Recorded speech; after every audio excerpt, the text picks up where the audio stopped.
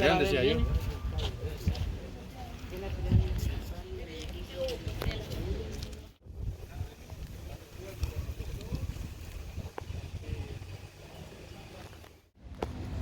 La foto instantánea, la foto de familia. Todavía se puede la foto familiar para que se lleven un lindo recuerdo.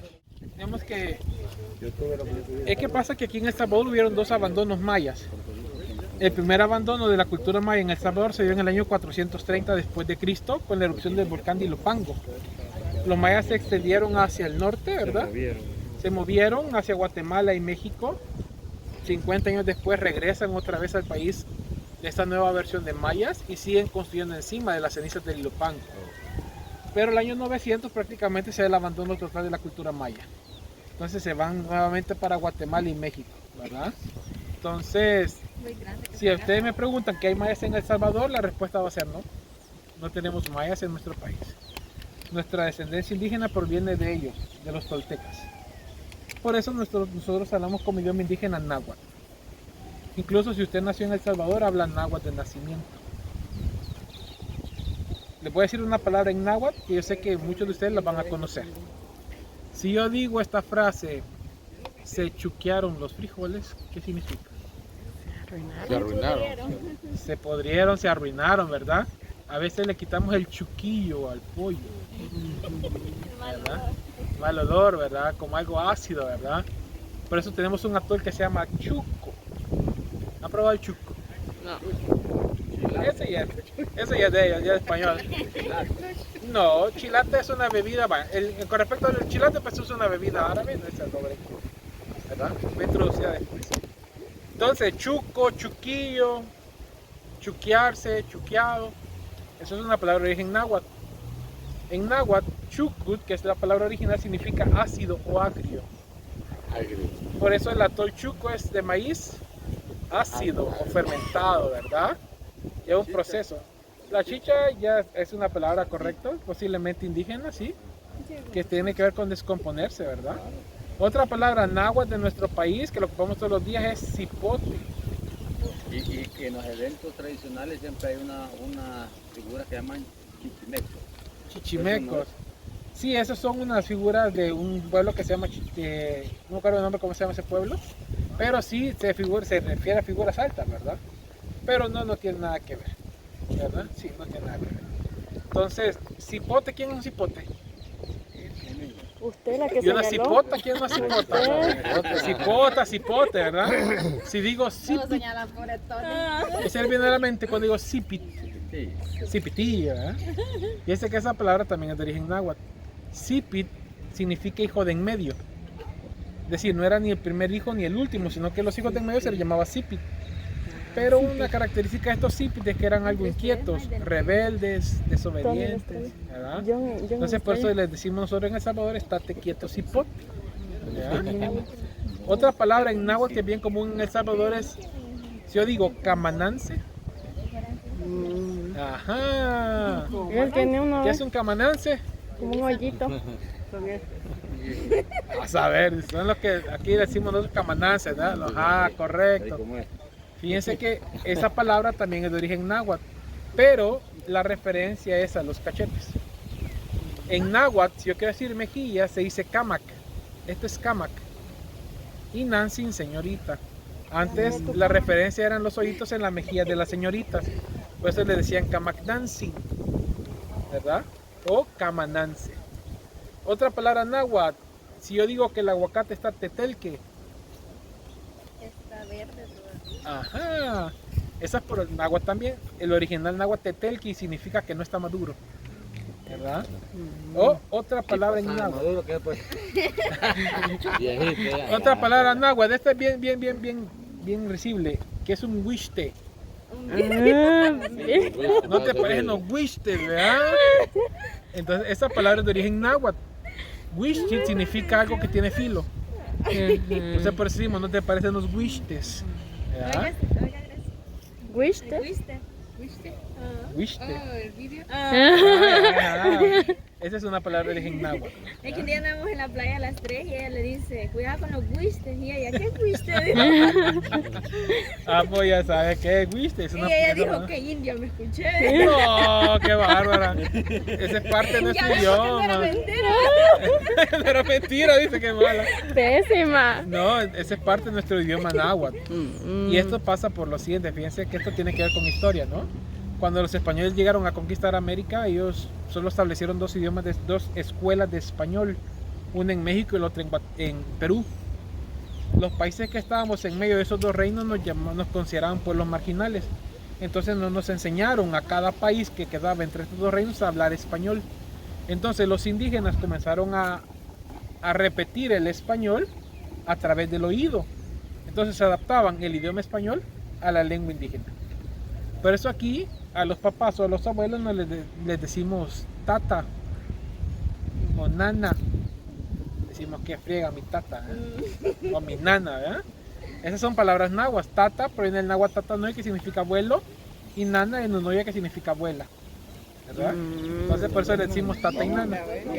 ¿Verdad? Tatanoy, abuelo, y nunoya, abuela. Ah, no, ¿verdad? no, ya. Mahoma, parece Mahoma. Moana. Y como las palabras aquí usan los hondureños, la guirro, Eso Ay, posiblemente sea influencia Moana. lenca. Pero su papá es en no. Sí, lo ponían, ¿cómo se dice? Lo repellaban, ¿verdad? Entonces no quedaba expuesta la piedra como se deja. Ah, no, hombre.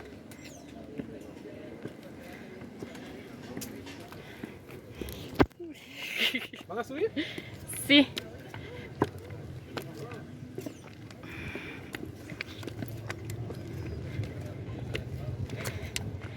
Úpale.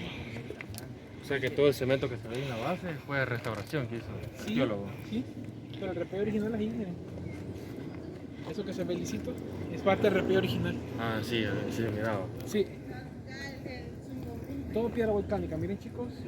Sí, bueno, Incluso ellos tenían un tipo de cemento llamado argamasa. sí, estuvieron llevándose la piedra y mandando como estructura que ellos mismos demolieron. Pues. Correcto. Vean el templo tolteca muy diferente al templo maya. El templo maya tiene un oratorio nada más, ese cuartito, y desde ahí se adoraban a los dioses. ¿Verdad? En cambio aquí no hay ningún altar, sino que son habitaciones, posiblemente para hacer actividades con la población, ¿no? Los círculos eran los pilares que sostenían el techo de arriba. Y en este cuarto podemos apreciar el piso. La pirámide está hecha totalmente con adobe, ladrillos de adobe y con un estuco, ¿verdad? Entonces ya esta segunda pirámide ya es de piedra volcánica. Digamos, incluso vamos a ir a ver parte original de aquella pirámide. Entonces eso nos marcó diferencia. Primero la técnica, los materiales, y esto es más posterior. Porque los mayas del Salvador no ocupaban piedra para construir templos. Esto se llama Los toltecas. Esta restauración, sí. Ese es el segundo, pero ya que esa parte. Fíjense que, por ejemplo, aquella se construyó en un periodo de 800 años, del 100 al 900 después de Cristo, aproximadamente. Esto ya es más posterior, del año 900 al 1200 después de Cristo. Digamos que la diferencia entre este y aquello es de 100 años, entre lo que terminan aquello y comienzan este edificio, ¿verdad? Porque estos después vinieron. Entonces lo que hicieron los toltecas fue adaptar su técnica al recurso del Salvador, que como podemos ver es piedra volcánica. Yo les quiero preguntar algo, ¿tienen alguna idea de cuántos volcanes hay en El Salvador? ¿Volcanes? En total en El Salvador, ¿alguna idea? Tenemos un poquito más. Solo en El Salvador tenemos más de 245 volcanes. Pero solo 23 están activos, no se preocupen. Más de 245 volcanes. Entonces, lo que hacen los toltecas es ocupar ese recurso y construir sus pirámides, sus casas, varias plataformas de piedra volcánica. Por lo mismo, porque se aprovechan del recurso de Salvador. Y allá por el Torre Jabalí, ese material que hay. Vaya, fíjense que esa piedra que está ahí es debido a una erupción que se da en 1917 por el volcán de San Salvador, el Boquerón. Entonces, ¿ustedes han visitado el lago de Coatepeque? Sí. Así era el Boquerón antes de esa erupción. Era un lago, la gente iba a pescar, paseaba en lancha. pero se da la erupción del volcán del Boquerón. Entonces el volcán no hace la erupción vertical, sino que la hace lateral. Entonces por eso la lava se extiende por todo ese pedazo hasta llegar al Jabalí. Entonces incluso ese es un lugar protegido, natural protegido, por el hecho que gracias a ese playón de piedra, nuestros suelos no se calientan. Sí, lo que pasa es que la piedra volcánica es recibidora de agua, es receptora de agua, entonces lo que hace es permanecer, hacer que la temperatura del suelo no se sobrecaliente. Por eso no se toca esa piedra. Pues yo le decía a ellos de que hemos pasado ahí, nunca hemos visto que cultivan, nunca hemos visto nada. Porque es un recibidero natural. Y el terreno son nacionales. Sí, es que es un recibidero natural de agua. Entonces por eso no se toca. Incluso hace años se tuvo que detener la extracción de piedra volcánica, porque la gente iba a traer piedra ahí para construir casas también. Pero se descubrió que era una parte muy importante de nuestra naturaleza y se protege. Por eso hoy solo hay miradores para ver cómo se mira todo ese playón, ¿verdad? Este volcán. Porque ¿Y es una adentro de protegida. la pirámide qué hay? Fíjense que se encontraron tumbas, pero es sólida. Y solo tú, más nada. Sí, solo tumbas. Tumba porque el cadáver ahí. Sí, fíjense que se sacaron 23 tumbas de adentro, pero definitivamente debe haber más. O sea que esta estructura sería como Y los un huesos, cementerio. los huesos los pusieron en el museo. Sí, en el Museo de Antropología David J. Guzmán, ahí tenemos los cuerpos. Y una pregunta, ¿y todas las piedras con que la fijaban? Ah, fíjense que lo que les puedo decir es que no tenían animales de carga, no tenían carretas, ¿verdad? No que habían personas que jalaban la piedra. A este tipo de personas se les conocía como tlamemes. No sé si han escuchado esta palabra tlameme. Sí, que hoy uno estudia eso. Ajá. Tlameme significa cargador. Entonces, estos cargadores solían ponerse un trapo en la cabeza con un arnés en su espalda y comenzaban a caminar así con las cosas pesadas. Hacer la fuerza con la cabeza, ¿no? Entonces cargaban cosas pesadas y con eso caminaban. Entonces se cree que esos tlamemes pudieron llegar a soportar hasta 200 libras caminando. Entonces ellos eran los encargados prácticamente, podemos decir de esta manera, de mover las cosas pesadas a largas distancias. ¿Y que usaban como cemento? Fíjense que esta se le llama argamasa. Esta argamasa era preparada con materiales como talpetate, cal, tierra y piedra. El talpetate es ceniza de volcán, donde su principal característica es que cuando el talpetate se moja, se endura. Pero entre más agua recibe, se sigue endurando más y más y más y más. Pueden pasar 100, 200, 500 años mojándose, que esto va a seguir endurando. Porque esa es su propiedad original de la ceniza de volcán. Por eso aquí en El Salvador, cuando un volcán hace erupción, lo primero que se le pide a la gente es que barran los techos, que quiten la ceniza de los techos. Porque si llueve, eso se va a convertir en piedra y va a botar la casa. ¿Verdad?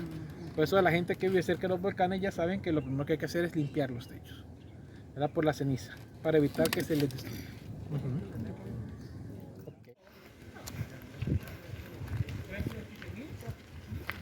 Al atardecer, los de Chichén Itzá construyen el edificio a manera de que con sus mismas gradas, al hacer el movimiento del sol en descenso, se vea como que las sombras se convierten en la serpiente, ¿no? Hasta llegar al inframundo. Esos son efectos, digamos, de ilusión que tienen las pirámides. Pues bien, les voy a explicar por qué las gradas son así. Ustedes se fijaron, no cabía el pie de uno, ¿verdad? Incluso si usted se paraba normal, sentía como que se iba para abajo, ¿verdad? Esto tenía un propósito. Fíjense que la parte de arriba donde nosotros estuvimos se considera la parte sagrada.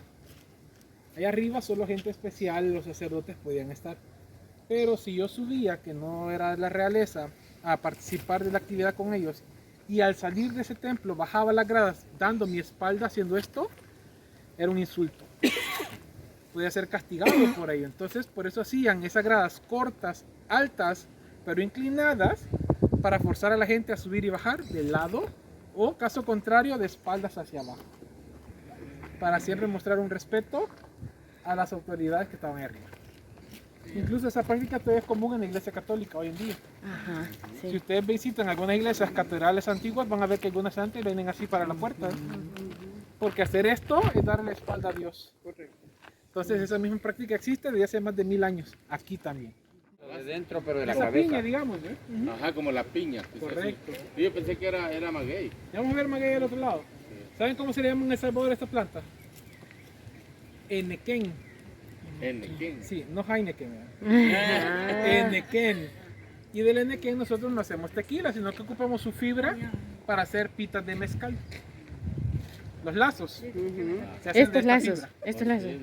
Este es sintético, ¿verdad? Mm. Pero las fitas de mezcal se hacen de la fibra del agave.